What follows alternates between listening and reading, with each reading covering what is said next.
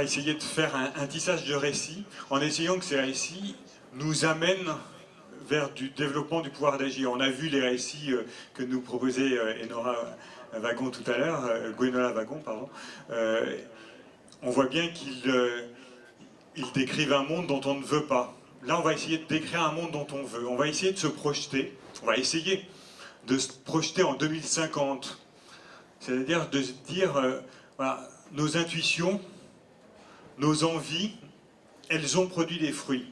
Et qu'est-ce que ça permet? Dans quel univers, dans quel monde on est en train de vivre en 2050 grâce à ce qu'on aura réussi à impulser à travers nos projets, nos imaginations, entre ce qu'on invente, entre ce qu'on projette, ce qu'on met en œuvre, qu'est-ce que ça aura produit? Et effectivement, 2050 est une date aléatoire. Il ne s'agit pas de faire de la prédiction, même pas de la prospective. Il s'agit simplement de projeter nos imaginaires et de se dire, déployons le potentiel du SI. Hein, ce SI qui est si puissant lorsqu'on cherche à lui donner l'ampleur voulue, quand on ne se contente pas de se dire ben, qu'est-ce que je vais faire demain, qu'est-ce que je vais faire après-demain, mais qu'est-ce que, si j'avance dans cette direction-là, qu'est-ce que ça produit dans la durée. Et évidemment on sait bien que tout est bousculé, on sait bien que les circonstances sont souvent plus fortes que nous, y compris les microvirus, et pourtant, ça ne nous empêche pas, ça nous oblige même, je pense, à nous projeter et à essayer de construire en développant ce pouvoir d'agir que nous avons tous. Alors on va essayer de le faire avec 4 personnes, dont 2 qui sont sur la scène, une que vous avez peut-être aperçue qui est à Berlin et qui est avec nous à distance, et puis une 4e personne qui malheureusement ne pouvait pas être là et qui a du coup accepté d'enregistrer un petit message.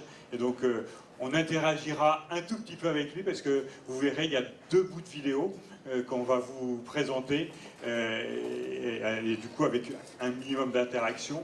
Et puis évidemment vous quels sont vos imaginaires, quels sont les imaginaires que vous avez envie de partager.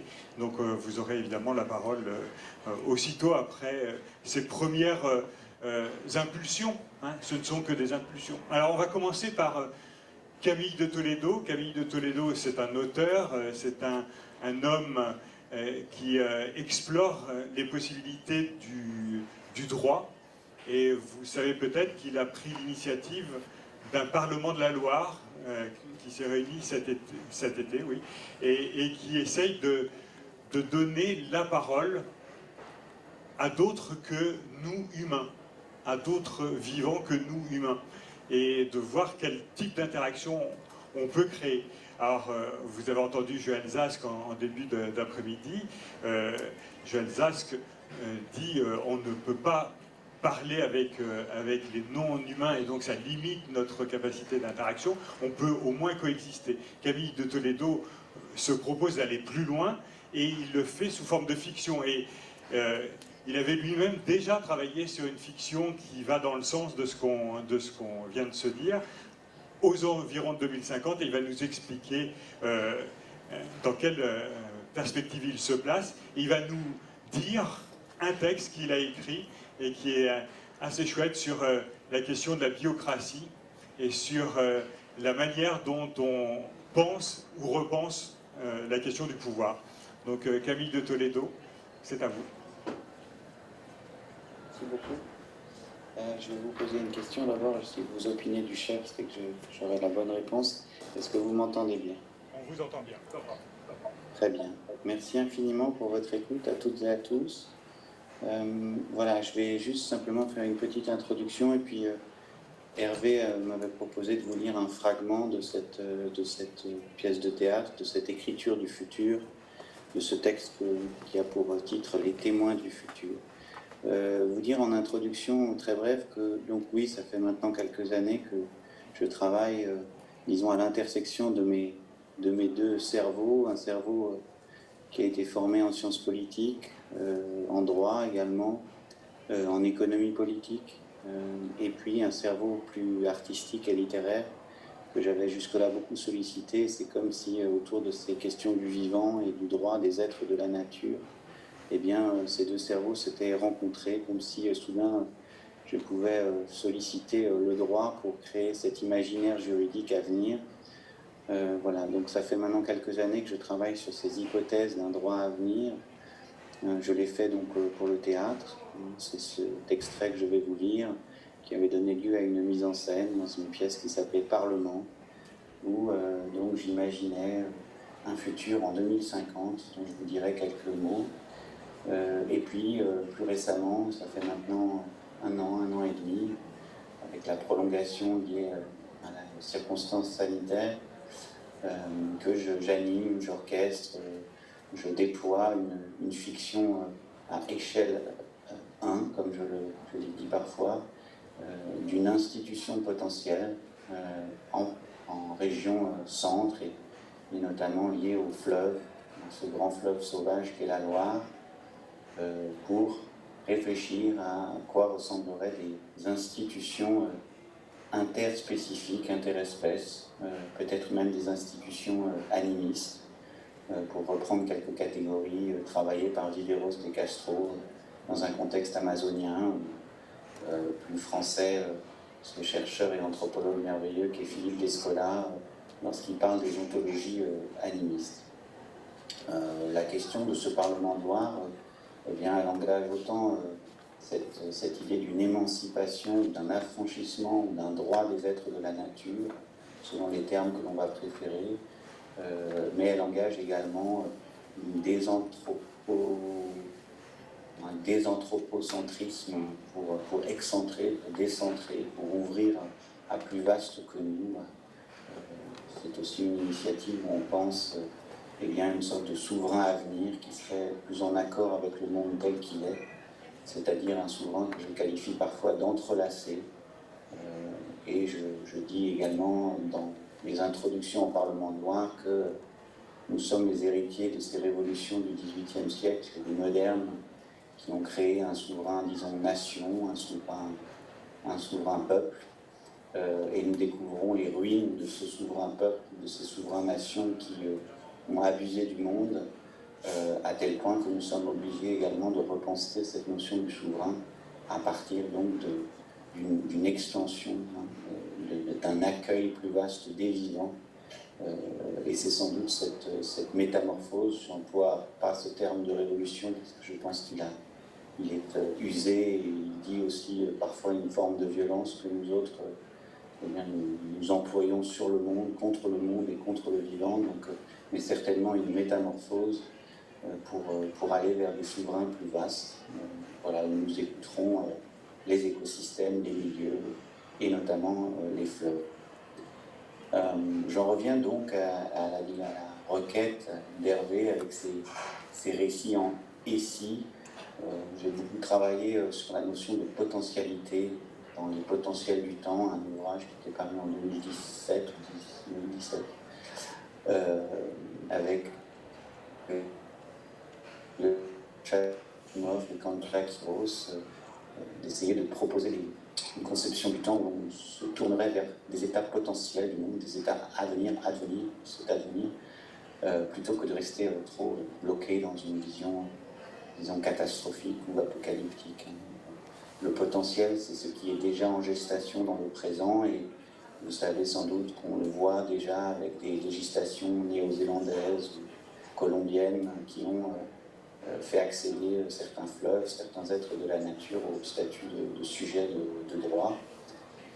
Donc c'est dans cet élan-là que j'avais déjà écrit ce texte, Les témoins du futur. Alors, je vais vous en lire un extrait, je crois que j'ai 10 minutes ou 15 minutes, c'est un court extrait d'un texte plus vaste qui n'est pas publié, je ne trouve pas, parce qu'il doit être joué, il doit être dit.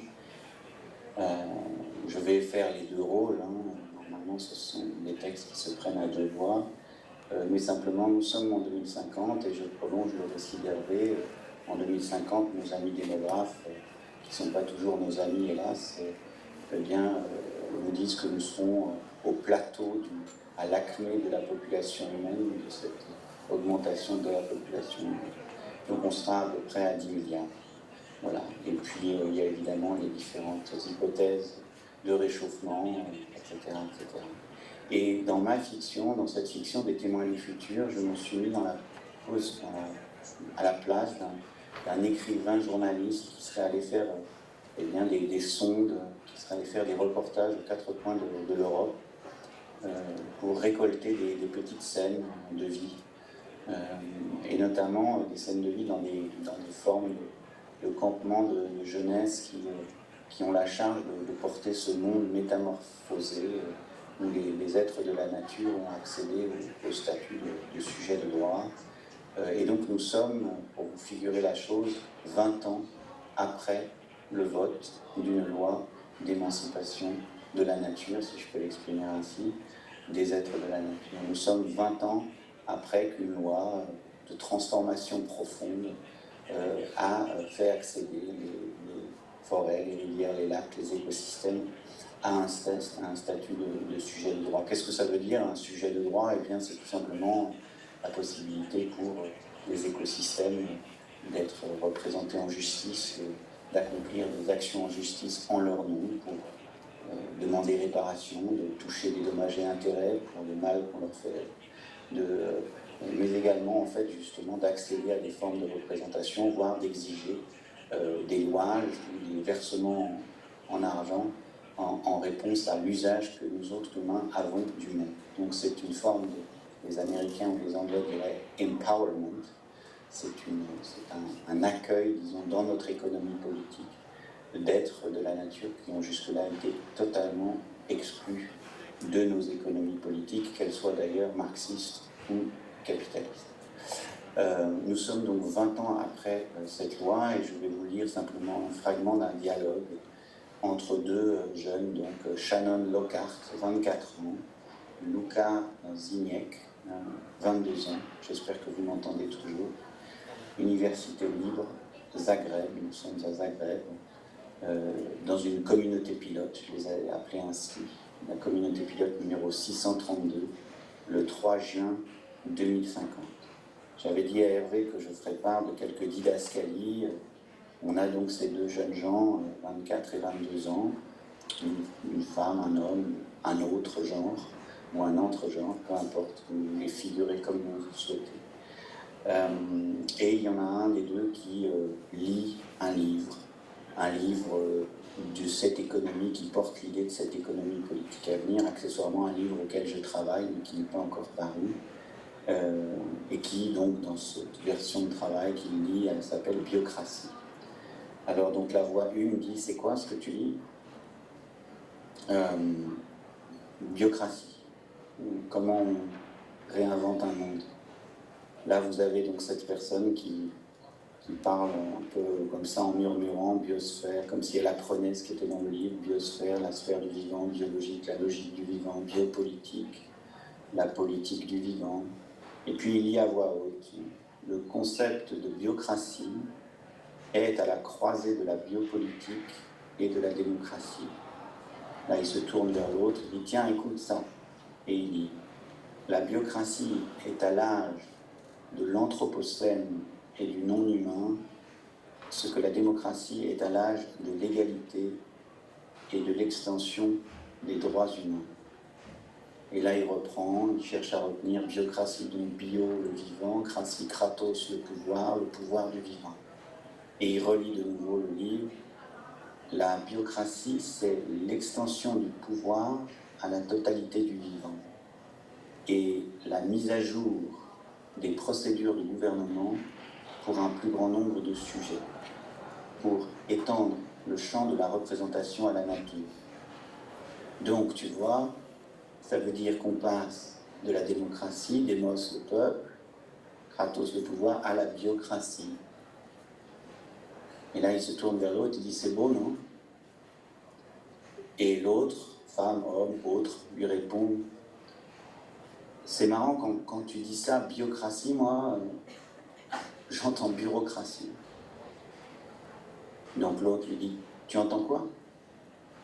L'autre lui répond, non, rien, je dis juste que biocratie, ça fait penser à bureaucratie, David Graeber, Tu vois le pouvoir de l'administration, des commissions, le truc qui te prend ta vie, quoi, qui fait que tu passes des jours à remplir des formulaires, des contrats, des formulaires d'évaluation. L'autre lui répond « Ok, mais donc, enfin... » l'air de dire « Mais où est-ce que tu veux en venir ?»« Bah rien, juste ça, nous dit l'autre. » Et donc l'autre prend la parole et dit « Bah, en tout cas, celui qui lisait le livre, donc il y a 20 ans, nous sommes 20 ans après, cette loi d'émancipation de la nature, c'est ce qu'elle a fait.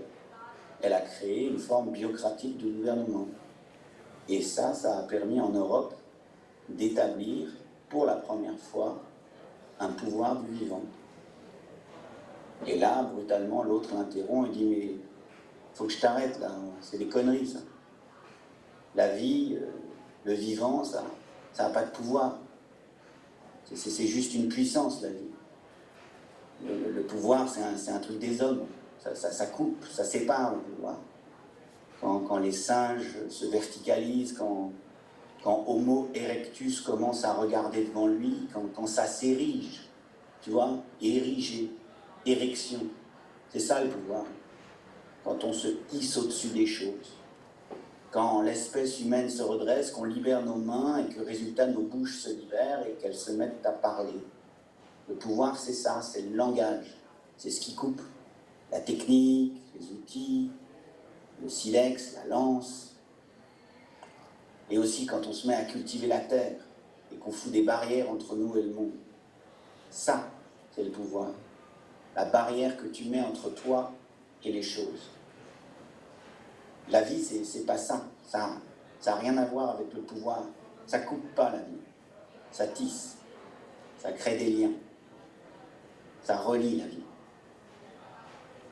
Donc voilà, ça est jeté. Donc l'autre est un peu stupéfait de cette sortie. Et donc il est un peu désarçonné. Il dit ouais, t'as raison. C'est justement ça en fait. C'est que j'ai l'impression que c'est là que ça bloque. Parce qu'on voudrait y arriver par la loi, alors que c'est la vie qu'on cherche. Juste ça. Puis il se détourne de cette conversation et il reprend sous une forme plus de récit et il dit quelques mois après le vote de la loi en Europe, le reste du monde a commencé à réagir. Donc il se souvient de 2030. Depuis 2050. Je ne me souviens pas directement, j'étais trop petit, mais c'est mon père qui m'en a raconté. La nouvelle assemblée de femmes, puisque ce sont des femmes, une assemblée entièrement de femmes dans la fiction qui ont passé cette loi, avait surpris tout le monde. Et le soutien, je veux dire, les premiers soutiens, ils ne sont pas venus des États, mais des gens, dit-il. Partout sur les réseaux, ça réagissait, ça débattait. L'Europe émancipe la nature. Le choc que c'était aux États-Unis, au Brésil. Et puis, il y a eu des mouvements aussi en Chine, en Inde. Les gens sont descendus dans la rue pour soutenir le mouvement. En bas de chez moi, dit-il, il y avait des graffitis partout sur les murs. J'étais gamin, je ne comprenais pas. Il y avait écrit « Du vivant, nous sommes solidaires » ou « Water is coming ». Il y avait écrit. Il y avait un devant Manel, sauve la terre et mange un lobbyiste. Ou d'autres trucs, ours polaire égale avenir, juste devant ma fenêtre aussi. Il y en avait partout des phrases comme ça. Et ce qui est étrange, dit-il, dans ce temps qui s'est ouvert depuis le vote, donc 2030, dit-il, c'est que ce qui est étrange, c'est que la radicalité soit venue d'une loi. Parce que pour la génération de mes parents, donc cette génération de 2030, sans doute un peu la nôtre, il y avait cette idée de la révolte, l'idée que pour faire bouger les choses, il faut se heurter. À leur époque, il y avait un ordre qui était si défavorable à la nature et tu étais contre. Tu te battais, tu essayais de le casser. Mais là, maintenant, on a cette loi. Et moi, je le sens quand je parle aux gens, il y a cette chose, on dirait que ça s'est inversé.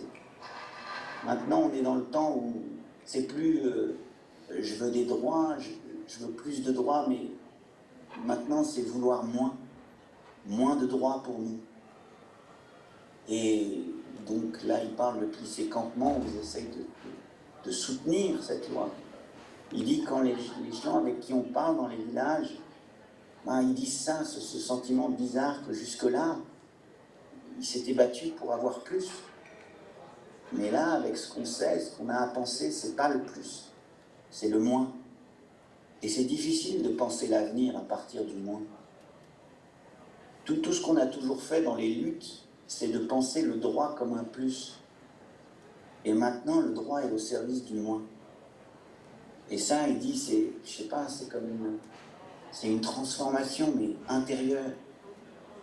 On doit réapprendre, je sais pas, une forme d'ascèse, comme s'il fallait que la loi s'étende, mais surtout qu'elle s'étende à l'intérieur, pour la sentir en nous, pour nous arrêter, sentir quand on n'a plus soif, quand on n'a plus faim, et aussi sentir cette terre comme une part de soi.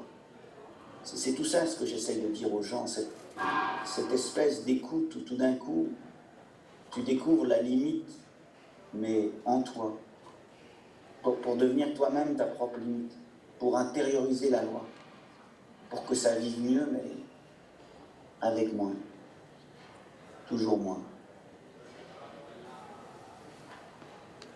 Voilà, on avait dit qu'on s'arrêtait à cet extrait-là.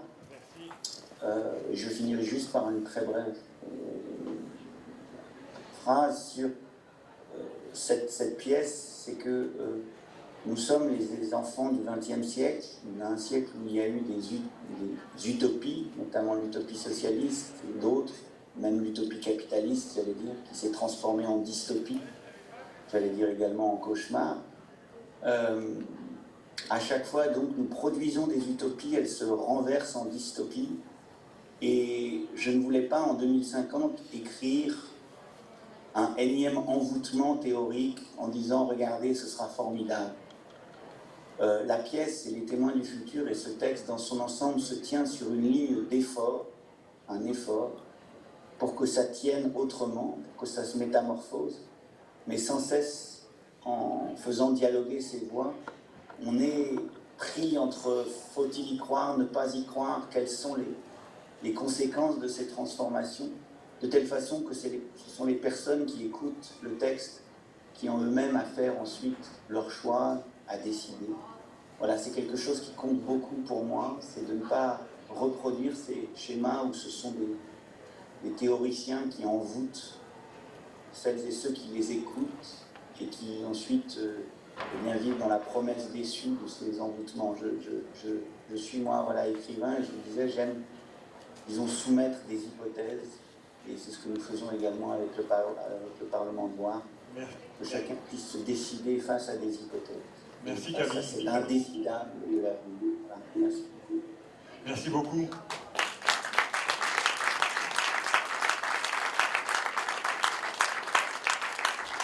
Je trouvais important de commencer par ce texte que Camille vient de nous présenter parce que il garde une forme d'ambiguïté, il n'est pas didactique, il nous laisse voir du positif et du négatif dans cette loi dont parle Camille et cette nécessité de faire avec du droit du moins. Je trouve ça aussi très intéressant d'essayer de voir qu'on a des outils et il faut les utiliser contre ce qu'on a cru nécessaire de faire pendant des années. Donc voilà, merci vraiment, c'est très riche cette première approche. Alors je vais me tourner vers Dominique Siama.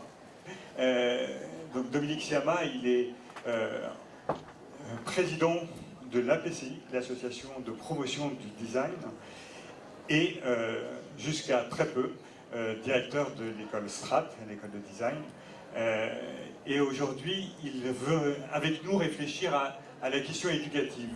On s'est dit que cette question éducative, elle est sacrément importante pour les transformations qu'on a apportées. Et donc, et si l'éducation ne nous séparait plus du monde, nous ouvrait au monde, ça donnerait quoi? Bon, on est en 2050, donc Donald Trump Jr. est le président des États-Unis. Xi Jinping essaye, en fait son clone très exactement, est en train de combattre la deuxième révolution politique que la Chine connaît. Les États-Unis d'Europe ont été créés le 20 juillet 2040, c'est le jour le même jour d'ailleurs, en même temps. Et donc voilà, l'Europe est un pôle de stabilité à ce moment-là. En fait, l'Europe est le fléau du monde, voilà, il y a la balance de droite, il y a la balance de gauche, il y a le fléau du monde, c'est l'Europe en fait. Alors pourquoi? Parce qu'en fait, justement, on a fait notre révolution. Alors c'est une révolution où l'éducation a joué un très grand rôle, mais on ne sait plus exactement quelle est la cause, quel est l'effet. C'est un moment, en 2050, où on est en train de réunir ce qui a été séparé.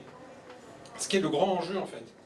C'est-à-dire qu'on a pris les leçons on a appris les leçons négatives de la révolution industrielle, qui s'est exprimée pendant presque 2 siècles et demi, 3 siècles, avec des paroxysmes industriels que sont la Shoah, hein, qui est un drame industriel, hein, qui est plus qu'un drame, c'est une catastrophe industrielle, une catastrophe humaine, mais qui est industrielle, qui a connu à la fois le stalinisme qui sombre, le capitalisme qui sombre, mais en fait qui sont tous des enfants de la révolution industrielle, c'est-à-dire d'un cartésianisme qui s'est transformé en projet politique, économique, social, celui de la séparation. Alors, je vais commencer par ça. Le cartésianisme, Descartes, il arrive à un moment où il dit en fait j'ai compris comment on va comprendre le monde, il faut couper en petits morceaux. Et franchement ça marche au départ, ça marche super bien de couper le monde en petits morceaux. Les sciences naissent de ça, les mathématiques aident énormément à découper le monde en morceaux, la physique aussi, la chimie aussi, et donc ça crée des savoirs exceptionnels qui permettent de se transformer en techno, ces technos sont transformés en process, ces process en usines, et ces usines produisent des objets à l'envi, avec une population très très peu éduquée qui permet la production de tout ça. Et puis s'il y a le XXe siècle qui fait monter quand même l'ascenseur social, tout ça c'est basé encore sur la séparation, hein. Un XXe siècle qui va être construit sur une société elle-même construite sur la séparation, où tout est conçu comme une ligne d'assemblage. La ville est une ligne d'assemblage, les usines sont des lignes d'assemblage, les écoles sont des lignes d'assemblage, les services publics sont des lignes d'assemblage, les gouvernements sont des lignes d'assemblage. Tout est basé sur la séparation en tâches, et où chacun est posté. Et cette séparation, voilà, elle s'exprime particulièrement dans les écoles. C'est-à-dire que, voilà, en 2050, je vous l'annonce, et c'est une très très bonne nouvelle, hein, les écoles prépa ont disparu. Il n'y a plus d'écoles prépa, c'est-à-dire qu'on a détruit les écoles prépa, il n'y a plus de prépa, ça n'existe plus, voilà. Les universités ont repris le flambeau, elles sont à nouveau à l'honneur, c'est elles qui vont donner le là, parce que nous avons arrêté de séparer ce qui était séparé, c'est-à-dire les savoirs, les pratiques, les métiers, les pouvoirs, tout a été réuni. Alors, tout a été réuni, pourquoi? Parce qu'on a réussi à former une nouvelle génération d'hommes et de femmes, à qui on avait dit jusqu'à présent, votre pouvoir est basé sur la séparation.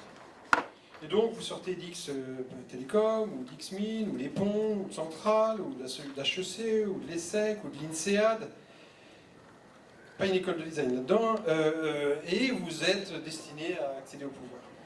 Et maintenant, ben voilà, parce qu'après la révolution éducative française, d'ailleurs la France s'est associée à la Belgique hein, en 2050, c'est-à-dire que la France a disparu en tant que telle, on a décidé de devenir belge. Et la capitale s'est déplacée à Bruxelles. Je vous le dis tout de suite, on a décidé d'être belge. Et donc on a abandonné tout un pan de la culture de la séparation, parce que la France est vraiment c'est une culture de la séparation. Donc on a décidé d'être belge, voilà, pour clairement marquer le fait que nous avons abandonné ces visions napoléoniennes et cartésiennes du monde. Maintenant, la place de l'Étoile s'appelle la place Annie Cordy. Et donc, voilà, comment on va éduquer les gens? Déjà, on va arrêter de considérer l'éducation comme une ligne d'assemblage. Donc, c'est-à-dire qu'avec, tu es à l'école maternelle, et puis ensuite tu fais ça, là, puis CM1, CM2, etc. Non, c'est fini. On va avoir des regroupements d'intelligence de personnes. On va arrêter de les séparer. On va les mettre sur des bassins d'éducation ensemble, voilà. On va faire des groupes et puis on va travailler sur les projets. C'est-à-dire qu'on va arrêter de déconnecter les savoirs et des raisons pour lesquelles on les intègre et on les utilise. C'est-à-dire que les savoirs sont toujours liés aux raisons pour lesquelles on apprend. Qu'est-ce qu'on apprend? Pourquoi on apprend des choses? On apprend des choses pour vivre avec les autres. On apprend les choses pour être en relation avec les autres. On apprend des choses pour prendre les bonnes décisions. Pour le faire dans les bonnes conditions. Pour faire attention à chacun et à tous. On apprend des choses pour faire société. On apprend des choses pour vivre ensemble. Et ça on le dit tout de suite. Aux plus petits, d'ailleurs, qui sont les plus faciles à convaincre, parce que c'est comme ça qu'ils travaillent, c'est comme ça qu'ils vivent. Pour eux, l'école, c'est un endroit où on vit avec ses potes. C'est plus vrai à l'école primaire, c'est plus vrai au collège, c'est encore moins vrai au lycée, c'est plus vrai du tout dans les grandes écoles. On vit pour soi, pour se doter des moyens d'arriver au pouvoir. Et donc là, on va généraliser finalement ce sentiment qui est à l'œuvre à l'école maternelle, c'est-à-dire on va travailler ensemble sur la base de projets, et les raisons d'apprendre sont dans les projets. On se prépare à intégrer une vie humaine où on vit les uns avec les autres. On vit les uns à côté des autres, on vit les uns en relation avec les autres. Et donc, voilà, les savoirs, on va les chercher parce qu'on en a besoin. Et c'est vrai dans l'école primaire, mais c'est vrai partout. C'est-à-dire que finalement, il y a un continuum, là où il y avait un discontinuum, je vous rappelle, réunir ce qui était séparé. Donc il y a un continuum qui va de je m'éveille à la conscience et au langage, à je quitte le foyer familial et je vais me mettre à être actif. Alors, je ne vais pas dire productif, je ne vais pas dire créateur de valeur, je vais être créateur de liens, créateur des conditions du lien. Ça peut nécessiter de créer de la valeur d'ailleurs, ça peut nécessiter d'être productif, mais on est dans la création du lien. Et donc, on va arrêter la séparation disciplinaire, on va arrêter la séparation des genres, on va arrêter la séparation des âges, on va arrêter la séparation des savoirs, on va arrêter la séparation du sachant et de l'apprenant. On va être dans des dynamiques d'apprentissage qui sont en fait des dynamiques de vie. Alors, la vie se réinvite dans l'école. Alors, on va le faire, mais en fait toute la vie. Parce que, évidemment, on va arrêter de séparer le moment où j'apprends et le moment où je travaille. Parce qu'il n'y a plus de travail. Il y a de l'action, il y a de la vie, il y a de l'engagement, il y a de l'engagement, c'est ça, on est engagé tout le temps. Ce monde, c'est un monde où un mot, il y a deux mots, il y a un mot qui va reprendre toute sa puissance, il y a un mot qui a disparu. Alors le mot qui a repris toute sa puissance, c'est le mot politique. Le mot politique a disparu dans le projet industriel, dans le projet de la révolution industrielle, parce qu'il y a quelque chose qui s'appelle le progrès, et qui est une destination mécanique. C'est-à-dire que le progrès, la promesse du progrès, elle est dans la technologie, elle est dans ses inventions maîtrisées. Il suffit de rentrer dans le train du progrès, on n'a pas besoin de le conduire, il est sur des rails, il va là-bas, et ça va bien se passer. Nous savons que ce n'est plus vrai. Nous savons qu'il va falloir conduire. Il faut se mettre au volant. Et il y a plusieurs, c'est parce que ce pilotage est collectif. Donc, il va falloir se remettre à faire de la politique. Redevenir des animaux politiques. Donc évidemment, s'éveiller à la politique, s'éduquer à la politique, et s'éduquer tout court, parce que quand on s'éduque, on devient un animal politique. Donc redevenir des animaux politiques. Et le deuxième mot, celui qui a disparu, c'est le mot design. Il n'y a plus de design. Parce qu'il est généralisé. Parce que ce que je viens de vous décrire, là, c'est ce qu'on fait dans une école de design. Dans une école de design, on apprend par projet. Et les savoirs sont invoqués parce qu'on en a besoin. Et puis surtout, on collabore. On a abandonné l'idée du leader charismatique qui sait tout et qui a juste besoin des petites mains pour finir le job. D'accord ? On en a fini avec ces visions pyramidales du pouvoir. On est dans une approche en réseau qui est celle du vivant.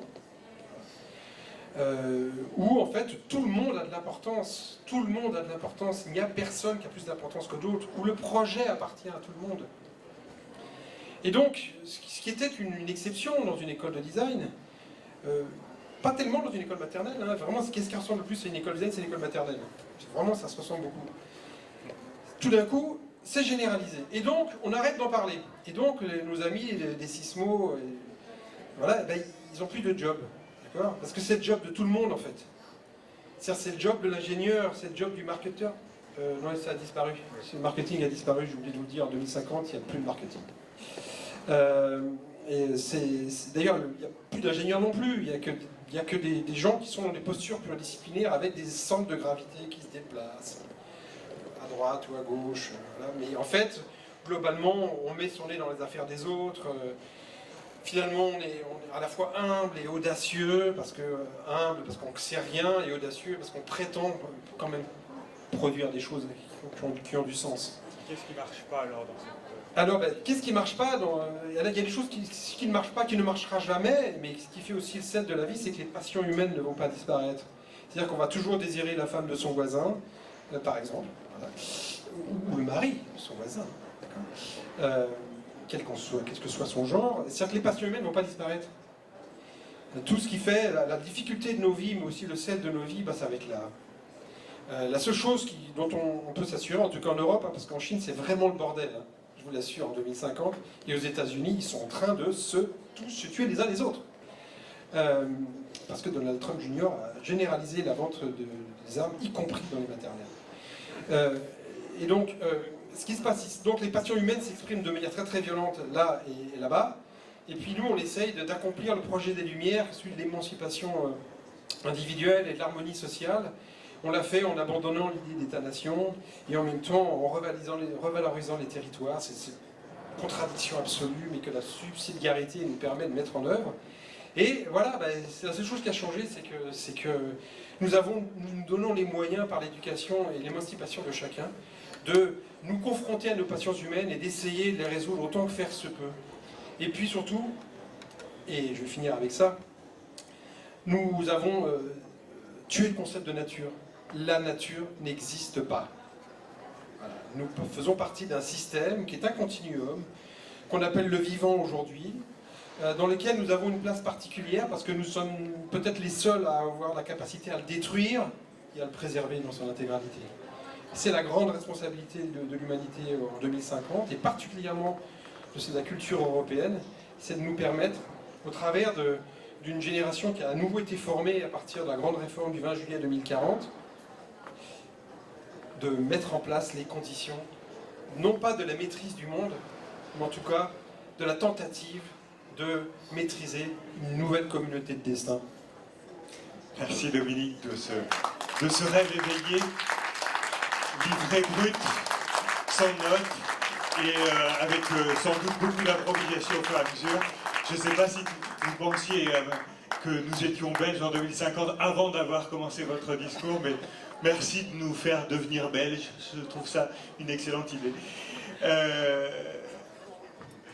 Je vais, sans transition, vous proposer d'entendre Patrick Bousquet. Alors, Patrick Bousquet n'a pas complètement joué le jeu. C'est-à-dire qu'il ne s'est pas projeté en 2050, mais ce qu'il porte est tellement important pour vivre différemment en 2050 que je pense que c'est important de l'écouter quand même, parce qu'il nous dit des choses sur l'information. Alors, Patrick Bousquet, il a été journaliste, hein, mais aujourd'hui il est responsable d'une association qui s'appelle, alors que je ne me trompe pas, parce que c'est l'IMS, mais j'en connais un autre, IMS, Information pour le monde suivant. Et je trouve ça intéressant, Information pour le monde suivant. J'avais travaillé il y a 20 ans sur la question de l'impact social des journalistes et des médias, et je peux vous dire qu'à chaque fois que j'en parlais à un journaliste, je me faisais huer, parce qu'on disait non, nous n'avons pas à être responsables de quoi que ce soit, nous avons la déontologie. Et ça suffit. Alors que, évidemment, les journalistes ont des impacts, et ils ont des impacts ô combien importants, et donc il me semble important de réfléchir sur la responsabilité des journalistes et sur leurs impacts, et c'est ce que fait IMS, et ce dont va nous parler Patrick Bousquet, qui ne pouvait pas être avec nous.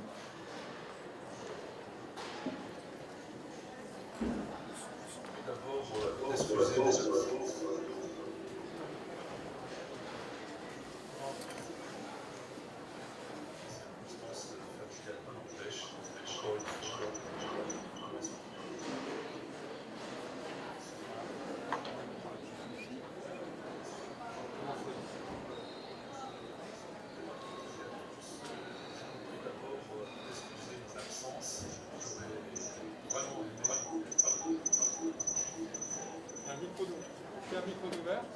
Coupe ton son, toi, sur ta... Ah non, ça sort de là. Ah oui, c'est vrai. Non, c'est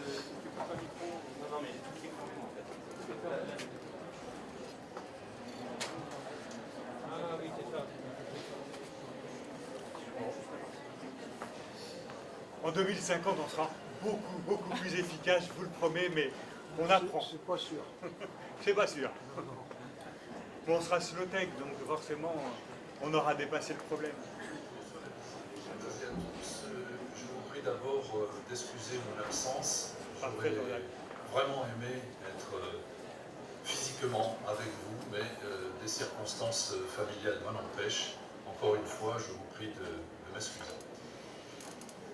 Pour lancer ma prise de parole, je vais m'appuyer sur un souvenir personnel, une expérience personnelle. Au début des années 1980, au retour d'un reportage sur la condition cruelle faite aux Indiens Mayas au Guatemala, dans le pays quiché, je reçois la visite d'une dame de petite taille, qui est une grande dame, habillée en costume traditionnel maya. Et cette dame me dit très vite, elle me dit, écoutez, je viens vous remercier pour votre reportage. Et comme je balbutie quelques mots sans aucun intérêt, elle prolonge sa parole et elle reprend et elle me dit, je vous remercie car votre reportage permet notre futur. Rigoberta Menchú, puisque c'est d'elle qu'il s'agit, recevra quelques années plus tard, en 1992, le prix Nobel de la paix. Et les paroles de Rigoberta Menchú nous disent que l'information ne produit pas que du récit. L'information peut produire aussi des briques de futur. Aujourd'hui, je préside une association reconnue d'intérêt général, Information pour le monde suivant, un acronyme IMS. Cette association a été créée entre quelques juniors et quelques seniors, à partir d'un constat, celui d'une confusion qui va se développant depuis notre entrée dans l'ère numérique et qui combine négativement deux facteurs. Le premier, la perte de confiance dans la société, dans les autres et dans l'avenir. Et le deuxième facteur, peut-être plus important encore, qui est la perte de discernement sur les enjeux, sur les situations et au final sur le réel dans lequel nous vivons. Les effets de ces dégradations sont particulièrement sensibles dans 4 domaines: l'environnement, la santé, l'éducation et la paix. Il se trouve que ces 4 domaines conditionnent l'avenir des générations montantes. Je veux dire l'avenir de celles et de ceux qui sont en train de naître aujourd'hui, ou de celles et de ceux qui arrivent à peine à l'âge de 13-14 ans. En effet, ces 4 domaines regroupent pratiquement tous les enjeux, tous les besoins qui sont indispensables à la vie commune, ces en commun qu'on commence à les nommer.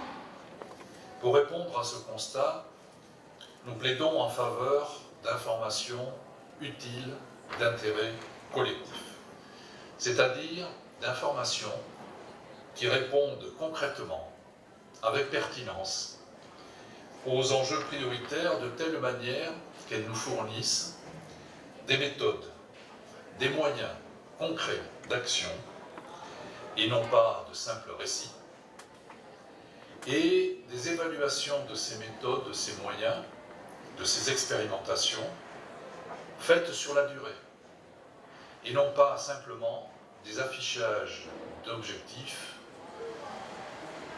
donnés au début des actions et qui bien souvent ne sont pas objets de retour d'informations quelques années plus tard.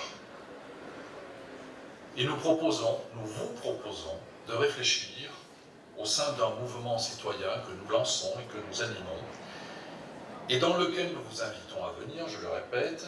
Nous vous proposons de réfléchir ensemble à la création d'une signalétique spécifique qui balisera les informations utiles d'intérêt collectif parmi les flots des contenus au sein desquels nous vivons tous les jours.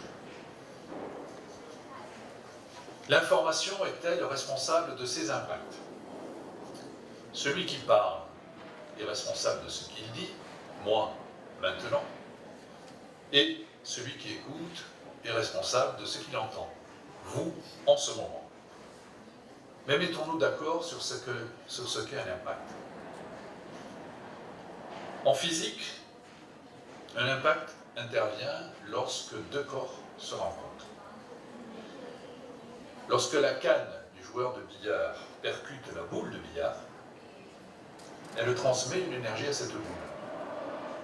Il s'agit d'un impact. Cette boule s'en va en percuter une deuxième, à laquelle elle va transmettre son énergie conditionnée par le geste du joueur.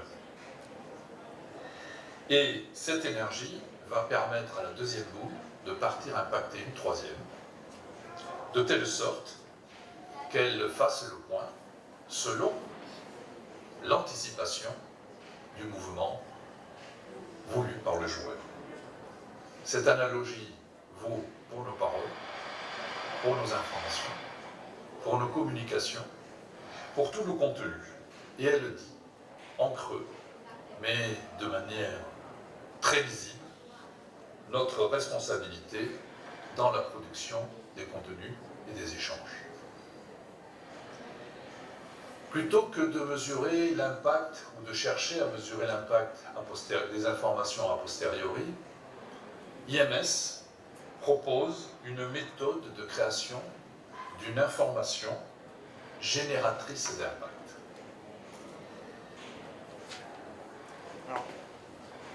Je vais demander, évidemment, de rentrer dans des exemples, parce que c'est quoi une information génératrice d'impact? Comment on peut faire en sorte que cette information, elle soit utile socialement, hein, c'est l'enjeu qu'il développe.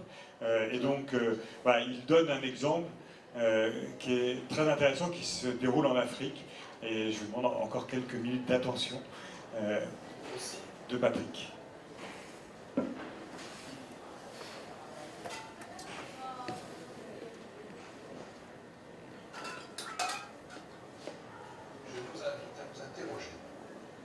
À quoi me sert vraiment ce que l'on me dit? Que puis-je en faire?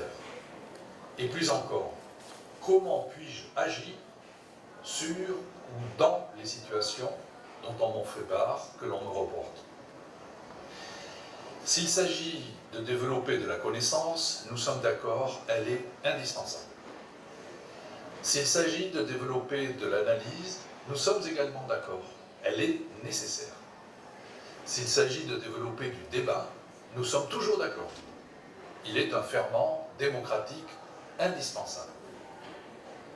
Mais s'il s'agit de faciliter de l'action, de la prise en main de nos propres vies, alors pour que ce phénomène soit possible, il faut que l'information fournisse des outils pour agir, des méthodes éprouvées d'action, et pas simplement des histoires ou des portraits d'acteurs. Quand l'information se met au service de cet objectif, elle permet de voir ce qui arrive et ce qui émerge vraiment. Elle nous met en contact avec les formes que prend le monde. Et ainsi, elle ouvre des voies de futur. Elle extrait des cycles des répétitions et des cycles qui sont souvent renforcés par la masse d'informations événementielles. Des cycles qui agissent par le truchement de nos esprits. Alors, l'information peut devenir événementielle, elle apporte du dynamisme à la société, de la vitalité, de la capacité de justesse pour l'orientation de ses choix. Je vous donne un exemple. Depuis cette année, en République démocratique du Congo, l'agence éditoriale Kandindi développe un programme médiatique original et qui d'ailleurs est financé par la coopération suédoise. Ce programme médiatique est un triptyque et il est diffusé aujourd'hui dans une quarantaine de radios rurales dans ce pays. Premièrement, un feuilleton met en scène des situations concernant la bonne gouvernance, les violences sexuelles, la protection de l'environnement, l'ordre public, les situations conflictuelles ou de guerre, etc. Cette création a pour premier objectif de sensibiliser. Et puis, dans la semaine, derrière ce feuilleton, derrière chaque épisode du feuilleton, un magazine de reportage relate des situations de terrain, exprime les problématiques et va chercher des réponses ou des initiatives qui prétendent répondre à ces problématiques, le tout éclairé avec voix d'experts et voix d'autorité. Il s'agit là de toucher le réel et de l'orienter ou de proposer de l'orienter autrement. Et enfin, une troisième émission, celle-là d'antenne ouverte, animée par chacune des 40 radios, recueille les actions des populations qui ont été suscitées par ce feuilleton et ces magazines, et pour résoudre les situations telles qu'elles se posent dans leur secteur. Et il y a un retour des rédactions de ces radios, 6 mois plus tard, 1 an plus tard, vers les populations pour savoir si ces réponses qui ont été mises en œuvre sont pérennes, ou si elles ont disparu, quels résultats elles ont eus, quel effet elles ont eu, quelles transformations elles ont opérées sur le bassin humain dans lequel elles se développent. Je pourrais également citer le site Stop Blabla, qui, à l'initiative de sa créatrice, traite depuis Dakar de ce type. Ah, Stop Blabla, c'est une autre expérience. Mais je pense que ça suffit pour se rendre compte des possibilités qu'on a si on multiplie les canaux d'information, si on y associe la fiction, si on fait du débat, si on repère des initiatives citoyennes autour des initiatives qui sont proposées. Donc voilà, il me semblait que c'était intéressant de le partager. Mais on va revenir vers le futur.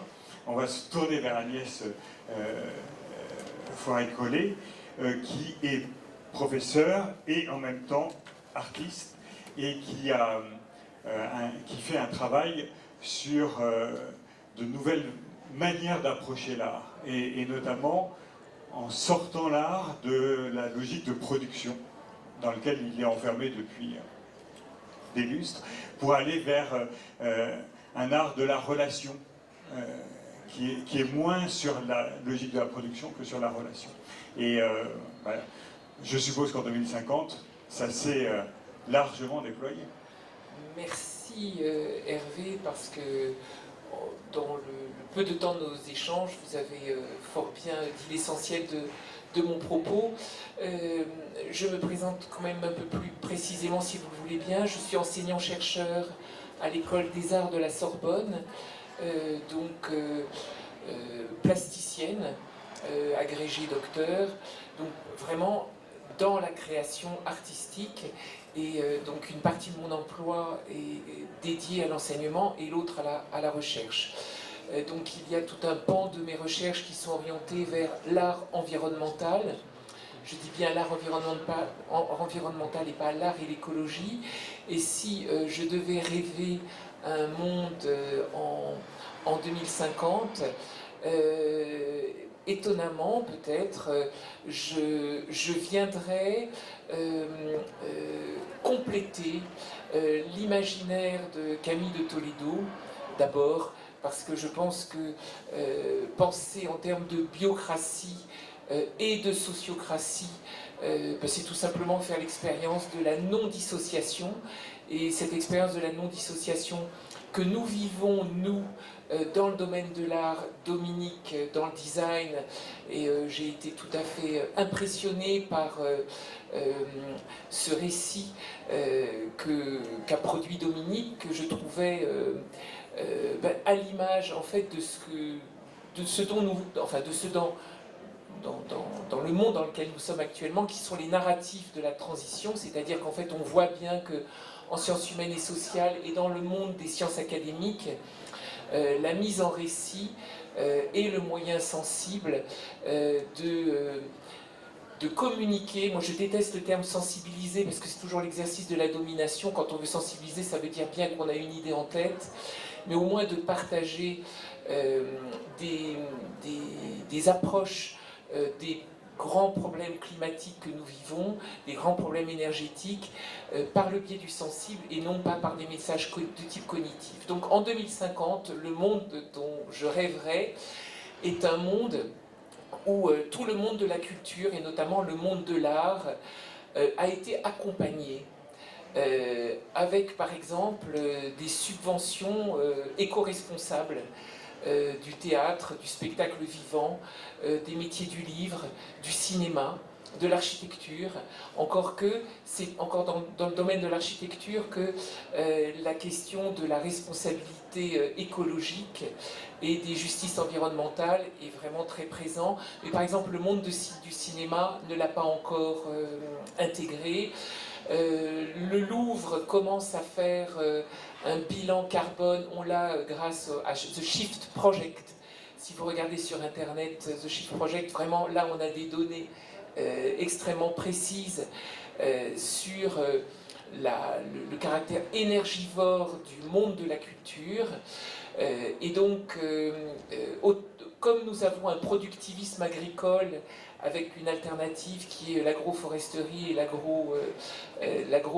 permaculture, je pense que le productivisme artistique, à travers ces foires, ces biennales, que ce soit la FIAC, la foire de Bâle, la Biennale de Venise, j'égrène tout cela, est véritablement un poids à la fois d'encombrement d'objets, d'une économie qui ne se soucie jamais des problèmes de justice environnementale, pendant que cette économie tourne en générant toujours des profits.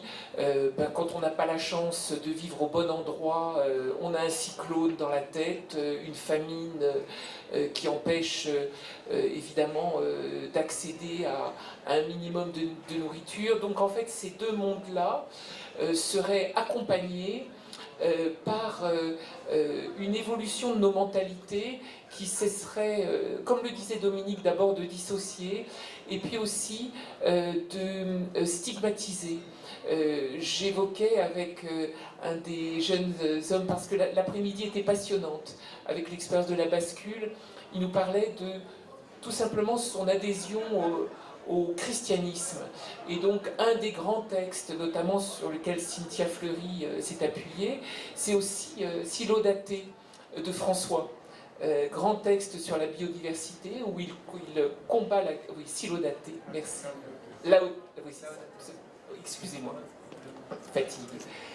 Et donc un grand texte sur la biodiversité. Alors, que serait... bon, clairement, moi je milite véritablement pour qu'on cesse d'encombrer notre monde d'objets.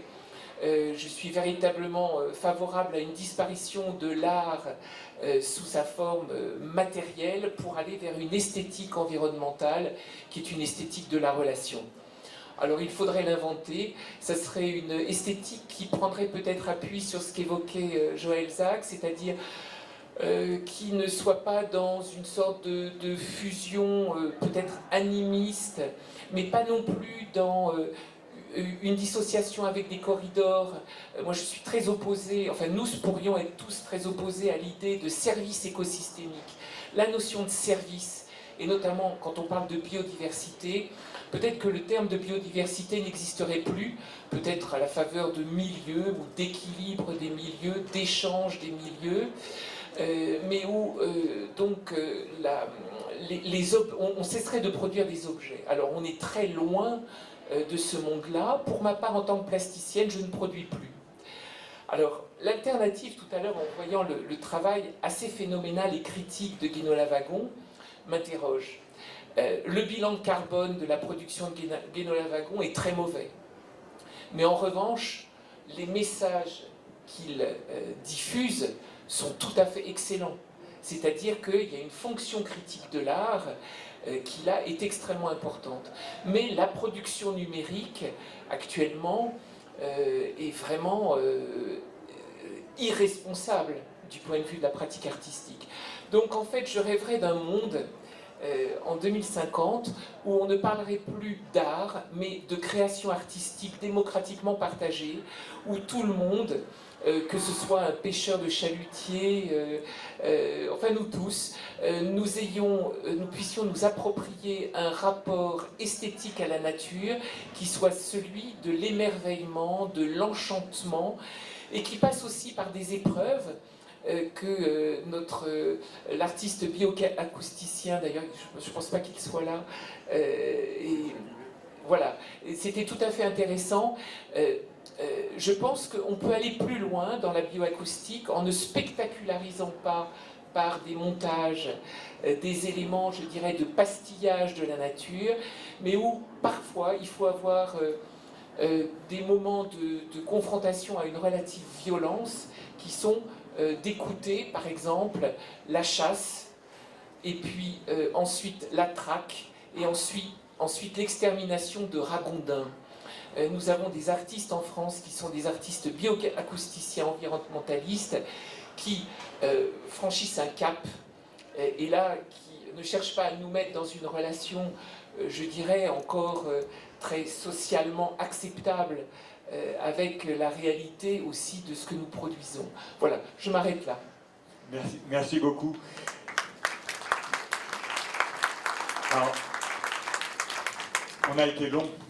Forcément, on a été trop long, mais c'est important de pouvoir vous installer dans les imaginaires des uns et des autres, et ça prend du temps. Et donc, maintenant, j'aimerais quand même que vous ayez encore un peu d'énergie pour nous partager, vous, vos imaginaires. Sur quoi vous avez envie de vous appuyer? Sur quel récit vous êtes partant aujourd'hui et simplement le partager rapidement, simplement nous donner des indications ou simplement aussi rebondir sur les propos des uns et des autres de manière critique, de manière positive. Vous avez le droit de prendre le registre que vous souhaitez et vous avez un micro ici. Il faut que vous avanciez vers le micro pour prendre la parole. Est-ce qu'il y a encore de l'énergie pour ça?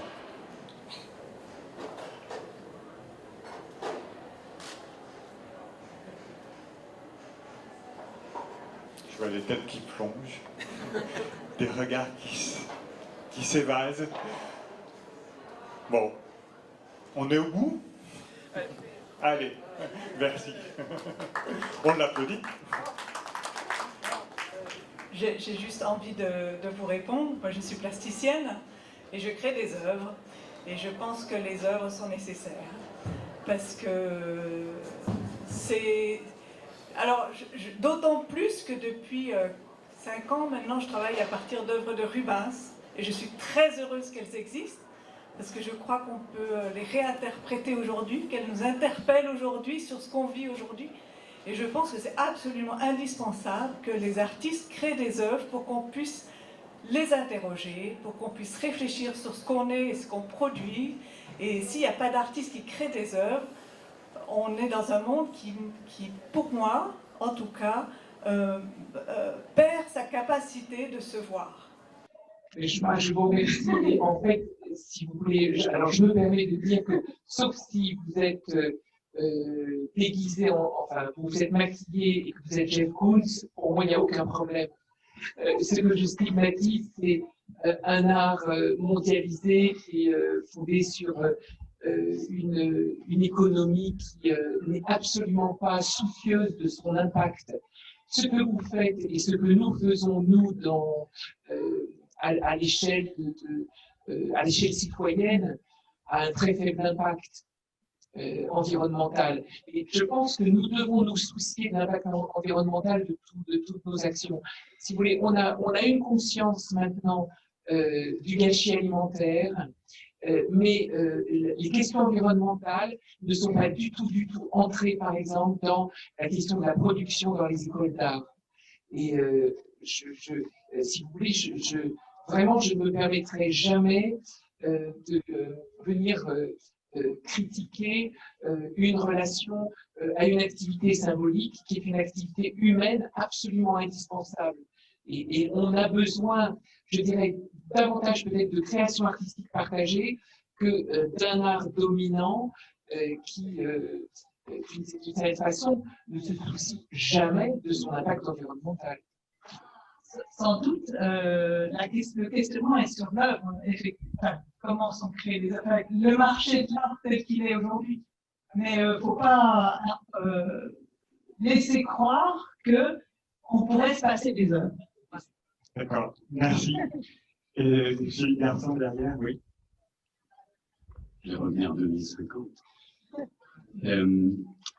Et si les territoires, notamment ruraux, les 50, incluaient dans leur projet territorial une stratégie de symbiose avec les vivants non humains? Si vous permettez, juste une petite chose. En fait, j'ai omis, parce que j'étais très prise par cet après-midi qui était quand même tout à fait captivante. Pour moi, il me semble qu'il y a deux voies, mais qui sont des voies qui sont reprises par tout le monde. C'est d'abord ralentir le rythme et réduire les échelles. C'est-à-dire qu'en fait, il faut cesser cette redevabilité entre l'Amérique du Sud, les États-Unis, l'Europe, avec des artistes qui voyagent, des œuvres qui voyagent. Enfin, l'événementialité et la spectacularisation du monde de l'art doivent cesser. On est en urgence, c'est-à-dire que véritablement, je crois que le monde de l'art n'a pas compris, alors que le monde de la mode l'a un peu intégré, qu'il y a quand même un peu un problème. Donc, je vous donne un exemple. Là, je suis en train d'organiser deux expositions, circuit court, des artistes en résidence sur le territoire, et donc de la fabrique, de l'éco-fabrique sur des lieux in situ, et qui associent des habitants, des gens, c'est-à-dire qu'il faut cesser de criser le monde des gens qui seraient soi-disant artistes, et puis de ceux qui doivent se débrouiller avec une sorte de modélisation toujours pyramidale. Et ça, c'est vraiment un leurre. Depuis la Renaissance, on a tellement produit. Cardin Rubens, mais voilà. Et la question de la conservation, de la patrimonialisation et du vivant est une vraie question que le monde de l'art, pour l'instant, n'a pas encore intégrée. Sauf cet après-midi, c'est vrai que nos deux jeunes designers et Dominique, tout à coup, me donnent envie de dire, bon, il n'y a que le design qui est intéressant. Le design, lui, il est en train de porter la question, non mais véritablement de nos besoins. Alors, moi, je vais juste répondre à vous dites, et si, c'est pas ici, c'est il faut. Oui, mais Non, mais il faut. Oui, je sais bien, mais moi, j'en profite pour rebondir, parce que je joue avec la phrase avec vous. On n'a pas d'autre choix, parce que le vivant, c'est par définition à côté de moi. Et dans l'optique politique qui est la mienne, que je vais essayer de décrire dans ma petite histoire, c'est-à-dire que où vivons-nous? Nous vivons là où nous sommes. C'est-à-dire que là, donc ça veut dire que c'est la subsidiarité dont on parlait de faire ça. C'est d'avoir cette capacité à prendre des décisions là où les problèmes se posent, dans la mesure où on sait la résoudre. Et c'est la réponse à votre question. C'est-à-dire qu'en fait, si nous ne séparons plus, nous ne séparons plus du vivant, et si nous redevenons les animaux politiques, les animaux, alors, oui, par définition, c'est le contexte du territoire qui définit nos premières actions et qui vient nous permettre de faire la démonstration de notre capacité à prendre en compte le continuum du vivant, parce que nous en faisons partie là où nous vivons. Merci Dominique. Je vous propose qu'on conclue cette journée riche.